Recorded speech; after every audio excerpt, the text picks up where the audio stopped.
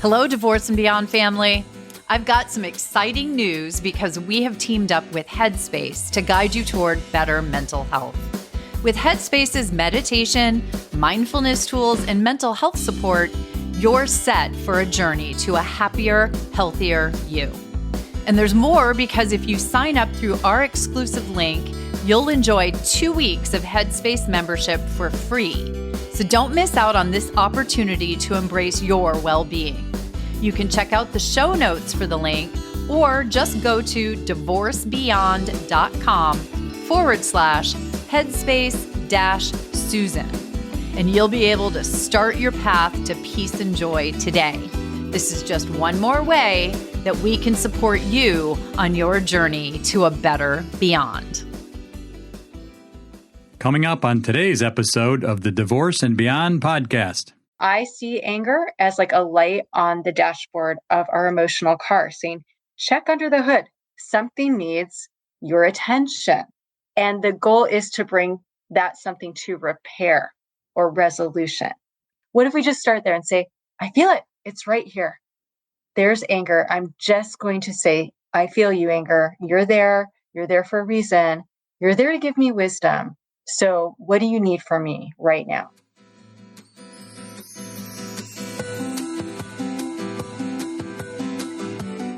Hello, and welcome to the Divorce and Beyond podcast. I'm Susan Guthrie, your host. As a top divorce attorney and family law mediator for 30 years, I know what you need to know to get through your divorce, and most importantly, how to move beyond it to thrive and transition to your new future. My experts and I are here to give you the insider view into the process, so listen in for the wisdom and expert information you need on your journey through divorce and beyond.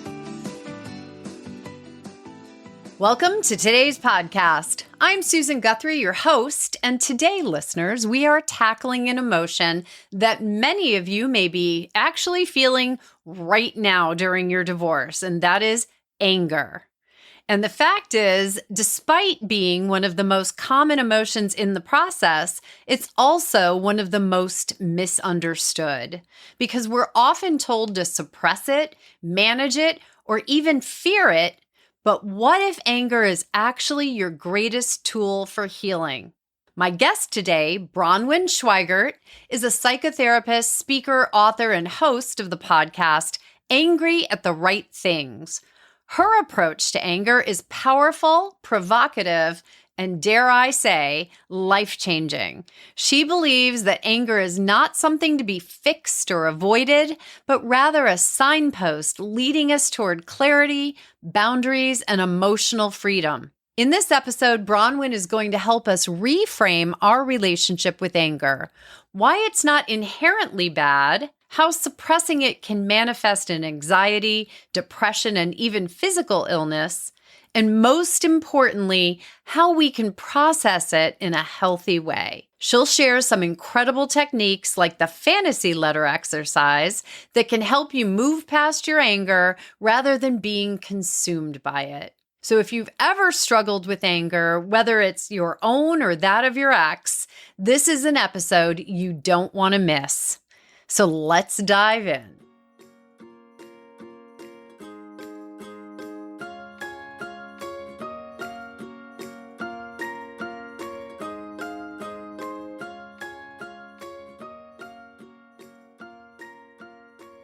So Bronwyn, I am really delighted to have you join me here today. I was just telling you before we started taping that despite the fact that I've done well over 300 episodes of Divorce and Beyond, I've never done an episode specifically on the issue of anger, which really surprised me because I don't know that I've encountered a divorce in my 35 years that didn't have some element of anger on one or both parties' part, right? Yeah, I would imagine there aren't many divorces without some anger. It doesn't surprise me though, because I'm, a psychotherapist. And the reason I give you a little backstory, the reason I became a psychotherapist, this is a second career for me, is I desperately needed a therapist. I myself was really struggling with a very severe depressive episode. And I went to a bunch of different therapists. And every time I sat there on the couch thinking, Bronwyn, you're hardly functioning right now, but I still think you might make a better therapist than this person. And one of the things that, kind of common denominators that I found is that they just didn't know what to do with anger. A lot of therapists think it's problematic, just like the rest of the population. They have this view that anger is bad, that maybe there's no reason for it. Maybe it's not valid, or maybe it is valid, but it's still bad because it could lead to something bad, which, sure, it can. Anger can lead to road rage. It could lead to violence. It can lead to a whole bunch of things, of course. But is it inherently bad? And my view is no, it is not. It is there for a reason. I see anger as like a light on the dashboard of our emotional car saying, check under the hood. Something needs your attention. And the goal is to bring that something to repair or resolution. So if we can kind of shift our view of anger, a lot of us grew up, we were shamed for having anger, or we were maybe given the silent treatment. And as a little child, that's really scary because that feels like abandonment, and we cannot afford any kind of abandonment as a young child. So we've developed these relationships with anger that are very unhealthy, where we suppress. Oh, I'm not angry. I'm just disappointed. I'm not angry. I'm just peeved. I don't know what we say. We tell ourselves, we tell others, but we are angry, and that's okay. And if we can just start there and say, you know what? I can be angry right now. Like, that's okay. I can just feel it in my chest or wherever it is in my body. Oftentimes it is our chest. What if we just start there and say, I feel it. It's right here. There's anger. I'm just going to say, I feel you, anger. You're there. You're there for a reason. You're there to give me wisdom. So what do you need from me right now? That's so good. I really appreciate the analogy with the car and the dash light because, you're driving down the road and the light goes on. And my Yeah. first instinct when I'm driving and the light goes on is, oh my God, do I have to pull over? Is the car going to blow up? Is something, going catastrophic going to happen? And what you're really saying, right, is it's a warning light. It's saying you need to get this checked out. And so pay attention to it, but it doesn't mean something catastrophic, which is, you're right. We have been socialized. And if I can say, or I may say, women, maybe more so than men, have Yeah. certainly been socialized and raised. I'm a little bit older than a lot of people out there who might be listening, but we've certainly been socialized and trained not to express anger, not to even feel anger, but certainly not to express it. So this idea of it's a warning signal to be paid attention to is really, I think, helpful for people because frankly, and you said it, right? It would be hard to imagine you're going through an upheaval like a divorce. Yeah, sure. Without feeling all the feelings. I've always told clients that the two top feelings that I've encountered in my many years representing people or working with people going through divorce are anger and fear. And somebody once told me that anger is just the opposite side of fear. It's just fear's acting outside. I'm wondering what you think of that. I think fear and shame go together more. And I would say, if we're going to make some stereotypes here with men and women, I know a lot of men will feel like they have failed when they have a divorce, and women don't necessarily feel that as commonly in my experience. And that failure is the shame. So shame can create a lot of fear. Yeah. So, but I would say that ironically, I think women, because I say dissociate from our anger. And so what I mean is just suppress it. Anger is invisible, just like all emotions are invisible. But guess what? I believe they are as real as this laptop I am talking to you on right now. They are as real as the chair I am sitting in. Anger is real, and it doesn't just evaporate. It resides in our bodies, and it stagnates inside our bodies, and it makes us sick. And so, I talk a lot about this on my podcast. There's actually a word for this. Basically, the word means, it's a word for keeping it all inside. And it's alexithymia is the word. So it's a scientific word. It Say it means not, again. I didn't catch it the first yeah, time. alexithymia. Okay. So Alexithymia.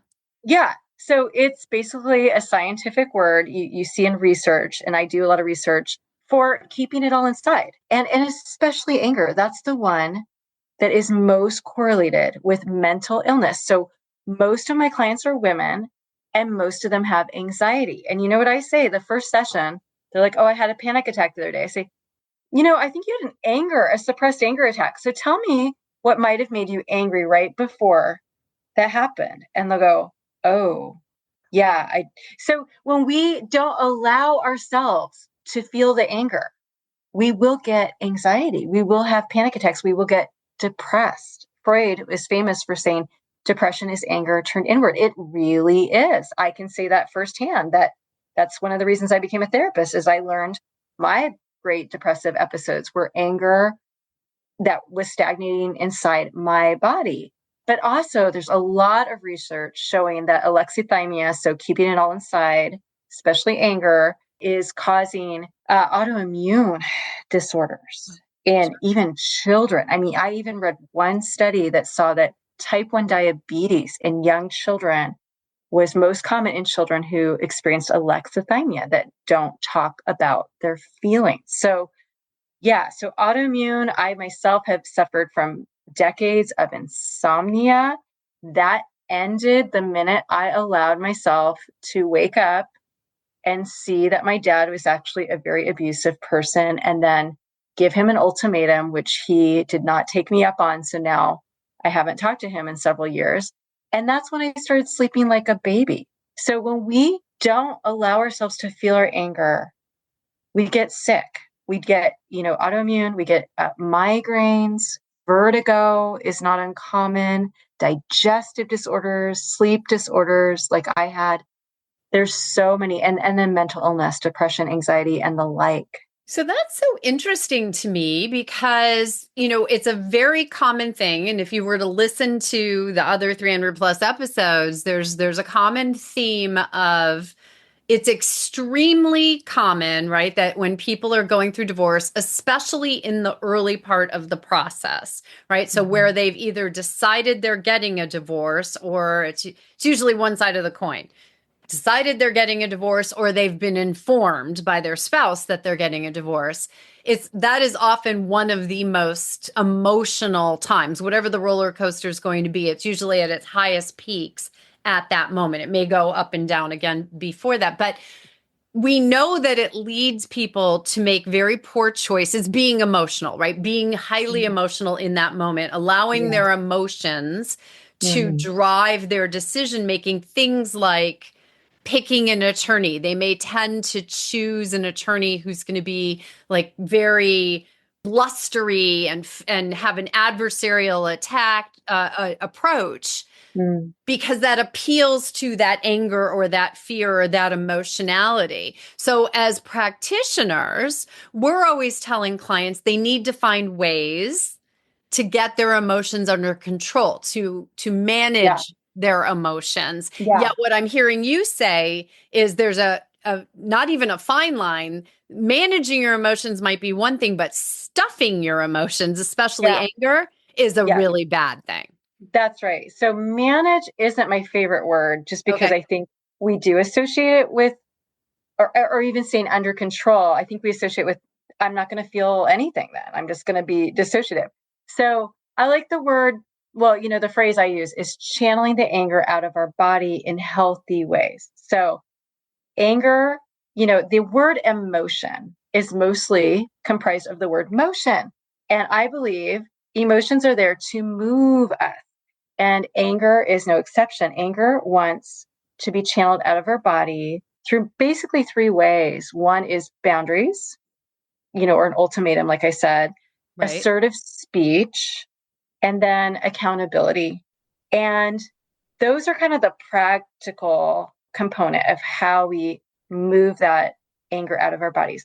But what I do as a therapist, and again on my podcast, I do this for the listeners because I really want to get this out to people who are not just my clients to be able to do for themselves. We can do what I call expressive exercises that are the opposite of holding it all inside, the opposite of alexithymia. So one example is a fantasy letter. So I myself have benefited. I mean, I've learned all this by doing firsthand. Yes. Where if I can't sleep, I will get up and write a fantasy letter. And boy, is it a fantasy, because it's just like everything I've always wanted to say. But specifically, what I tell people is how it needs to entail, really the overarching pattern. Like, so for example, with my father, my fantasy letter was, you know, you always invalidate my feelings and then make it about you. So that's the pattern, the overall pattern. And then here are some examples. So I'm going to document some examples that, substantiate what I'm saying. And it feels so cathartic. It feels so freeing to just put that out into words. And that's what humans really need to do. We need to express our anger into words. It could be the written word, it could be the spoken word, but that is the most grounding thing for humans. It's not to have a cup of tea and take a walk. The most grounding thing we can do is put our feelings into words for ourselves, even if no one hears us in that moment. It's bringing closure of sorts. It's getting it off our chest, so to speak. And it's kind of saying what's been left unsaid, that's hanging out in our bodies. So that's really important to do. Another example I give is, if I'm thinking about something I wish I would have said to someone and I'm vacuuming, I'll just stop right in the middle of vacuuming. I'll just say it out loud, like I'm talking to that person. I'll just say exactly the perfect phrase that I came up with 48 hours later, that I wish I'd said to that person. And it feels so good. I just pretend like I'm talking to them. And so that, again, it's saying what was left unsaid. It's bringing a tape of closure. And we need to do that for ourselves. But what I hear you saying is this is all for your benefit. This may never go to the person or the object of your anger. This is actually keeping you from internalizing or suppressing your anger by putting it out there in what I might call a safe way, or a way that allows you to express it. Is there ever a time, because you said you did send or give your dad an ultimatum. So is there a line, or is there a distinction between what you do send and you don't send, or you do say and you don't say to them? That's such a good question and such an important one. So I will say that most of the people we're going to write the fantasy letters to, if we actually said those things to them, it would be counterproductive. It would have the worst effect ever. It would actually make us feel more angry and more shut down. So we have to be very strategic.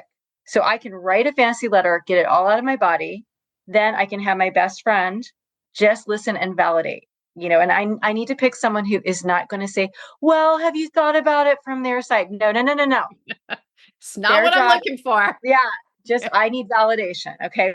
We can talk about the logic later. And that's doing that for me. So then what I did, I'll give you an example with my dad. Then I kind of like mulled over the fantasy letter I wrote him over, a few days. I edited it. I kind of shaped it. And then I pressed send and I emailed it to him. And what I said at the end was, do not respond to this. Should you respond, it will not go read. It will be deleted. This is a unilateral piece of communication, and it's a final piece of communication. So when we do that, now it's not bringing the counterproductiveness to it. Now I'm not hearing him try to gaslight me and tell me that I'm crazy and whatever. I'm able to send it. And that did create a very strong boundary. But that's something that I can do, in addition, so I can have that boundary, that assertive speech, or that accountability. So I hear that, and that I think is a really important distinction for people who are listening. Is for some, the exercise may be purely the expressive speech, getting it out, not holding it in, being able. I mean, there's something so. You mentioned, you're doing it while vacuuming in the proper phrase, or the best retort to what they said. It pops up and you're like, you say it. For whatever reason, for me, it happens when I'm driving, and I'll have entire conversations in my car with no one. But this is what I would have said.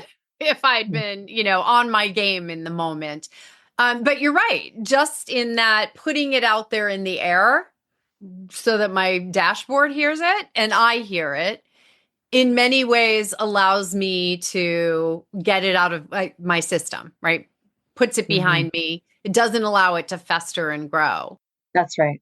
But if you are putting it out there and you are using it to go this step further, what I'm hearing now is that these boundaries and doing that in a way that then doesn't cause blowback on you or open up for that counterproductive session of gaslighting or excuses or those sort of things is also a really key component. Absolutely. So, for example, if it were a boss and I can't just send the fantasy letter, obviously, I can write the fantasy letter. I can have a friend validate me so I'm feeling better. But I could take the key principles and I could write a very formal letter that maybe I'm going to use the letter, or maybe I'm just going to use it for me to kind of bullet. Like, I really do want to bring accountability. And here is this pattern. And I can bring that to HR. I can bring that to his boss. I could just keep documenting. So I get some more and then I'll move forward, whatever.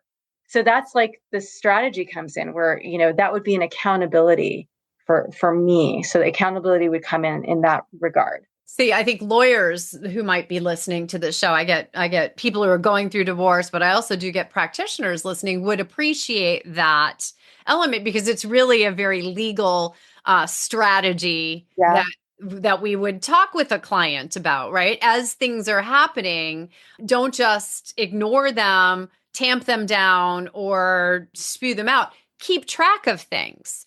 Pull together, we like to call it evidence, right? So pull together sort of that stream of what is happening, what was done that caused your anger, rightly so. And then we can evaluate it and aggregate it and use it as appropriate.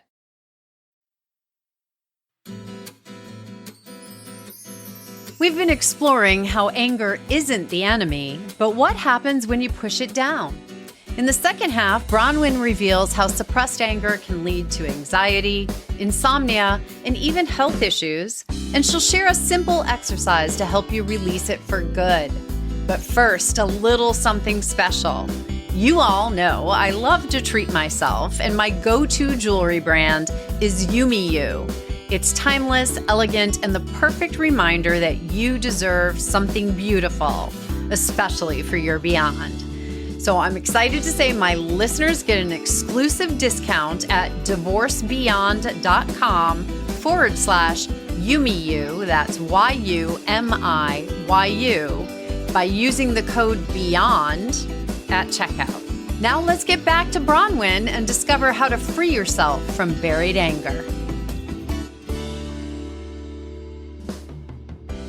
If you are demonstrating a pattern, that's really powerful.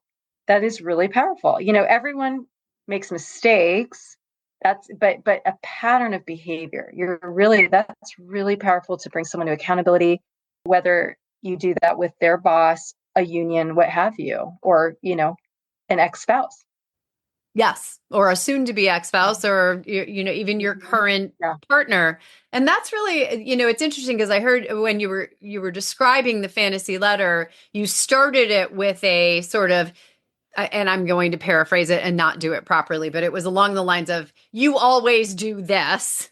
And here are 3 examples of when you do this, and then giving those concrete sort of things. And I think that is, there's actual power in just setting something out that way, because so often when we argue with someone or we are angry and we blurt things out, all we ever blurt out is that you always do this. And we don't do it in a way that usually can be heard. We usually yell or are angry and we don't sort of set it out in that very practical way that you did, with then the supporting, here are a few examples of where you did that. And that's why I feel that you do this fairly often.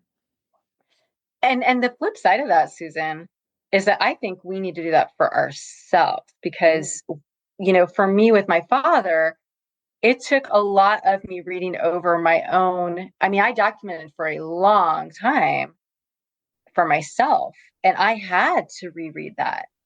For myself to go, wait. This is who he actually is. Like, because the little daughter in me wanted to pretend he's this sweet, doting father that, he is maybe 20% of the time. I wanted to only see that. And so when I documented the truth, was able to see the pattern, in these many examples, I was like, oh yeah, I can't pretend anymore. I can't be in denial. And that is what saved me from 30 years of insomnia. And it wasn't easy that he didn't respond and take me up on the ultimatum. I said, if you want to become a safe person and apologize and demonstrate that I can, be safe in your presence, let's do this. Let's be father and daughter. But he didn't take me up on it. And it was very disappointing. But the longer it's been going on, I'm like, you know what? I am so much better off. I didn't think this 2 years ago, but like today, I'm like, thank God that happened. I've never been happier. So, and for me, I am not looking back, but I think we need to document these things for our own sanity, because otherwise, if we're just yelling at that person, you always do this, then they can gaslight us. They can make us think that's not true. We need to learn to trust ourselves. And that's what our anger really wants us to do, of all things, is to trust ourselves. I think that is why anger is there to begin with. So we are true to ourselves. It makes so much sense when you say it. I'm sitting here and I'm nodding as you're talking because there's so much to it. Again, you're actually jumping on another sort of legal strategy. And many of the people listening may have had their attorney or their coach tell them to keep a journal as they're going through the divorce, sort of keeping track of these things. So what I might say to those out there who are doing this, something to add into your journaling of your daily, just sort of the back and forth of what's going on in this time of either preparing for divorce or going through divorce, would be when your warning light goes on with anger, what is it telling you? If your warning light's on, what's the behavior or what's happening that you're feeling that anger, and start documenting it, as you said, because that's another thing we do in the law, right? When we look at evidence, what we look at is those patterns, those powerful patterns. And that's one of the reasons why we want people to keep those journals or keep those notes, because we don't tend to, we think we're going to remember everything. We think that it will all stand out in our mind. But frankly, I think, we don't want to remember, and most things do get pushed down. They do. And so going back to, I think a lot of men deal with more shame than women. The reason why is not biological. I believe it's because little boys are not allowed to cry. And so they're being told that their most vulnerable self, their most essential part of themselves, is shameful, that it's not acceptable. And I think that creates a template in their little brain that stays lifelong unless they can unlearn it, unless they can consciously decide to do something about that and unlearn it. And I talk a lot about that again on my podcast. I lead listeners in what I call integration exercises to go back in time to visit their inner child and to dislodge that shame that was learned from that childhood experience. But in general, a lot of men will gaslight women. So the woman's angry. Her anger is rooted in reality. It's rooted in truth. There is a legitimate reason she's angry. What she'll experience is the anger of the man. Now, his anger is reactive anger, which is not rooted in reality. It's rooted in shame. Now, shame is a liar. So I don't believe humans are inherently shameful. I believe shame is learned, actually. I don't believe it's learned. It is learned. It's not a native emotion to humans. Shame is picked up from other humans, mainly our parents when we're young.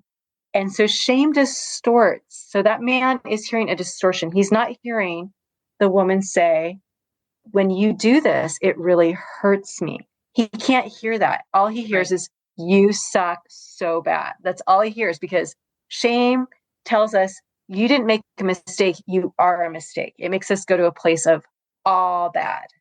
And so he shuts down and his anger comes back at her, which is reactive and will make her second guess her anger. Does that make sense? Yeah. And it's sort of that, now we're going into a nice big circle and wheel that just will keep perpetuating it, because they're not even in the same, they're not even in the same process, right? One's triggering the other one that's, coming back with something. Now she's probably, as his anger comes back at her, feeling angry that he's getting angry with her when he was the one who was in the wrong in the first place. So she'll get angry again, right? I can see it as sort of a spiral.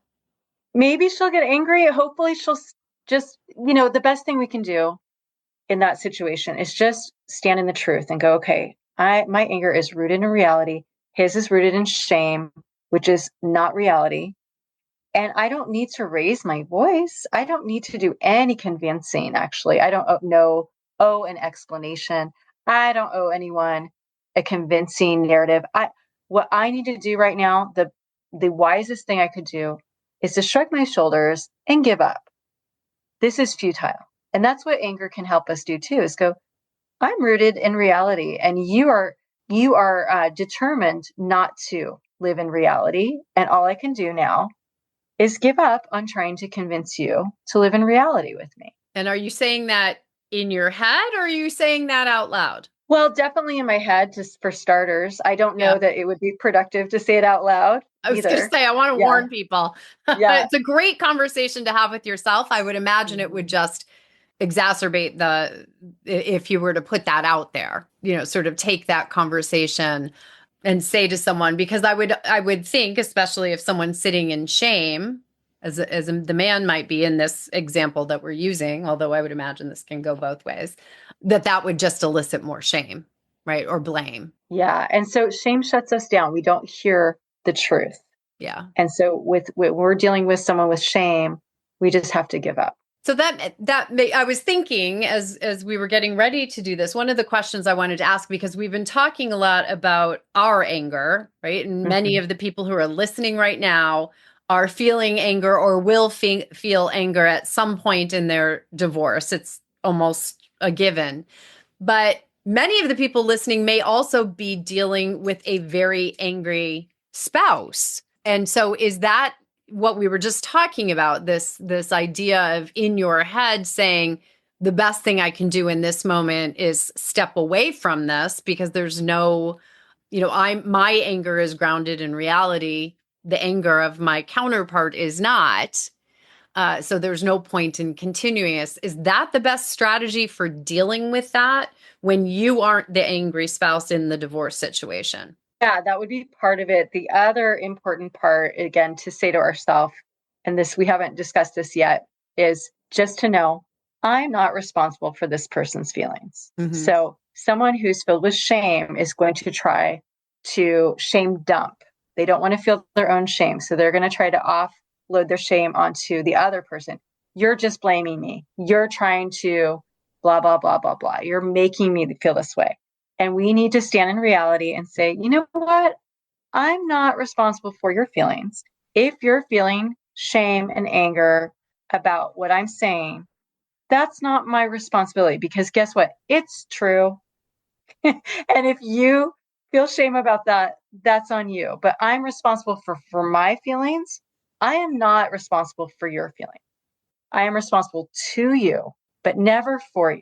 That, you're making me think of the situation, something that I've always noticed, having done this for so long with people going through divorce. Unfortunately, a symptom, or whatever we might want to call it, of marriages that are no longer working for one or both of the parties is that one of the parties will cheat. We have adultery in a large proportion of the cases that at least I've dealt with over the time of my career. And there's a phenomena that I've noticed going through the process where the person who cheated will very often, in the earlier part of the divorce, be very full of contrition, be very sorry, will feel badly, and will almost bend over backwards to sort of try and make up for that behavior in the process, but there always comes a time where that shifts and becomes, yes, I did something wrong, but it's because you made me do it because blah, blah, blah, right? You didn't pay enough attention to me, or you were always with the kid, or whatever it was. But it always happened. And is that sort of this shame cycle, or is this just sort of a cognitive dissonance that people have? I've always put it down to be honest, as a practitioner, no psychological background at all, to people can only take feeling badly about themselves for so long, and then they have to find some other way to shift the blame. Yeah, wow, that is actually frightening to hear. I'm not surprised, but I'm just kind of like, that's very disturbing, because the first thing my mind goes to is, so if that partner got back with the unfaithful partner and said, "Oh, you are sorry, you're promising to never do it again," would that unfaithful partner, like a year later, say, "Actually, you're the one who drove me to it, and now we're back together, but I got you to stay with me"? I mean, that's just frightening. That is very frightening. Well, Yeah, I've I seen definitely, it. I've seen that. I've yeah, seen that circumstance, because eventually they do end up back in a divorce attorney or divorce wow, mediator's office. But it's not an uncommon situation. I've seen it a number of times, and maybe I, have practiced in a certain particular area, but it was almost, we could sort of watch it happen once you started to notice the pattern. oh, yuck. Yeah, I think that is shame, and I think that maybe, them not getting the being able to keep the marriage, not getting the object of their desire, they go to the shame game. I'm going to blame you. I'm not going to feel my own shame for what I did. I'm not going to take ownership. I'm going to outsource it to you. So that's the shame dumping. It makes sense. I mean, as I said, in my layperson's terms, came up with a theory that they just couldn't take the Mhm. shame or blame that they felt and had turned on themselves, because there was usually some admission of, I should not have done that. And it turned into well, I only did it because of you. So anger is almost an inevitable emotion to come up at some point as you're going through divorce.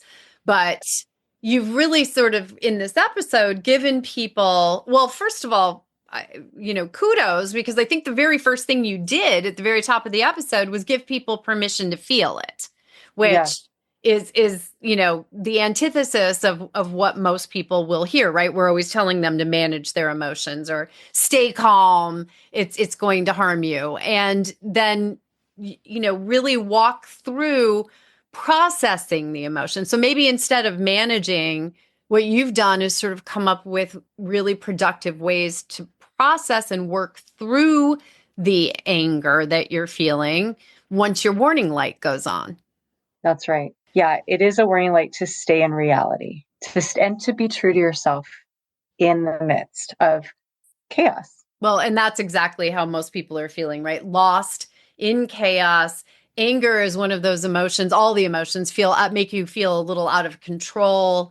And so all of your tips, your golden nuggets are really ways of getting that control back. Yeah. Writing the fantasy letter, Mhm. setting those boundaries, being able to take actual proactive steps to process that anger, journaling, keeping track, looking for those patterns. There's so much in here that in really a very brief period of time, you've been able to entirely turn it around, the paradigm of how I've always seen anger in this particular process.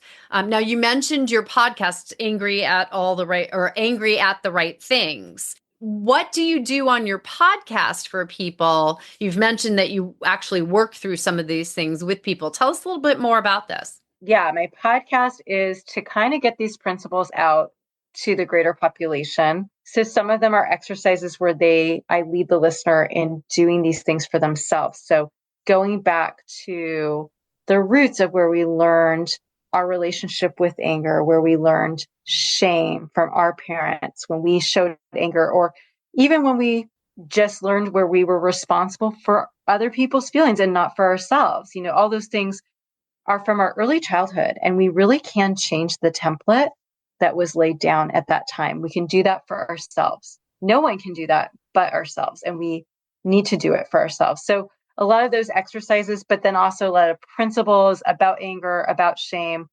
about codependency. That's a very popular one. A lot of Yes, I can women imagine it tend is. to be codependent. Yeah. So Your podcast is a wonderful tool and resource for people to be aware of, especially, to my listeners, to everyone who's out there listening right now. Don't just wait until you're feeling anger, because it will ebb and flow throughout the divorce process, I think. If you're feeling it right now, definitely. But start listening now and start pulling together these strategies and these coping mechanisms, these ways of helping you process and work with this emotion so that when your warning light goes on, you're ready and you have the resource to go to. So what's the best way to find the podcast? it's available wherever people subscribe to podcasts. I also have a YouTube channel, and I'm on social media for my name, Bronwyn Schweigerdt, if you can ever learn to spell it, but angry at the right things. And I was going to say, Susan, what I have found basically is when people heal their relationship with their anger, they actually end up healing their relationship with themselves. And they come to life. I want to say, sometimes I used to say they come back to life, but actually I find people come to life often for the first time. And, a divorce is a wonderful new start. And I would encourage anyone listening, let's see this as a wonderful opportunity to be true to ourselves, to have this new fresh start, and to no longer betray ourselves, but to live a life of flourishing. And when if a tree flourishes, it creates shade and habitat and even fruit for thousands of creatures. So there's nothing selfish about being true to ourselves. Being true to ourselves benefits the whole world, and we need more people who are flourishing people.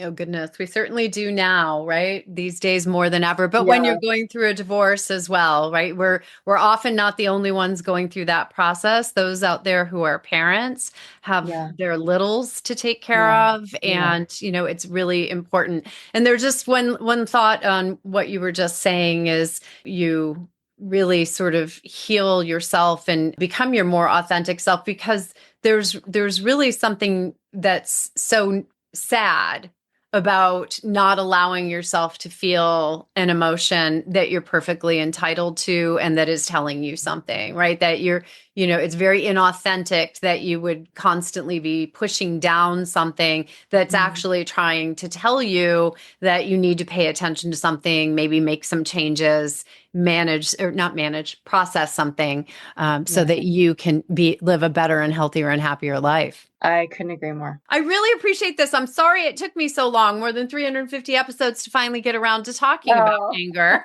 I'm really delighted that you were able to come on and share all of this. I will put links to your social media, to the podcast, and all of your information for all my listeners in the show notes. But Bronwyn, thank you so much. Really, I've learned a great deal, and I can tell that I will be approaching my minor moments of anger here and there a little differently. It'll be my dashboard light from here on out.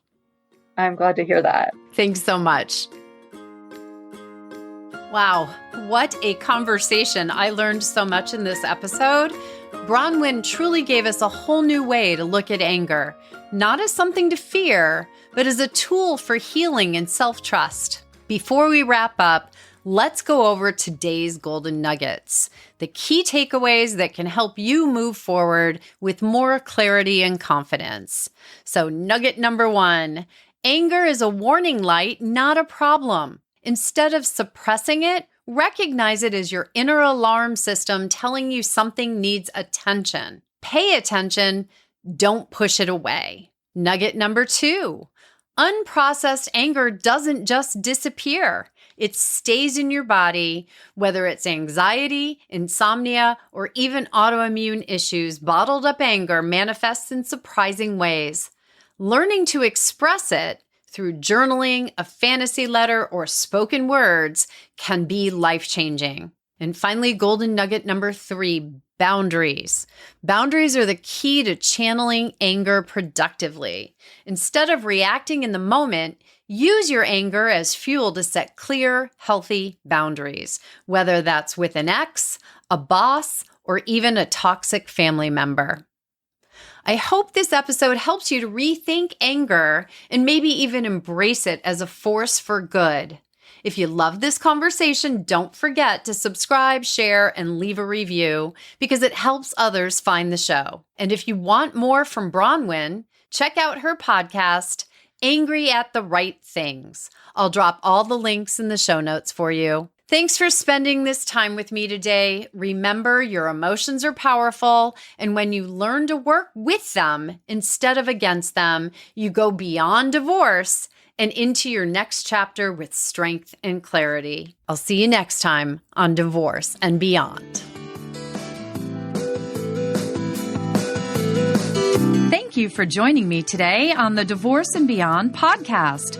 I hope you found some information and inspiration to help you on this journey. Please join me every Monday at 6 a.m. Eastern Standard Time for a new episode. And if you like the show, please take the time to subscribe and leave me a 5-star review on iTunes.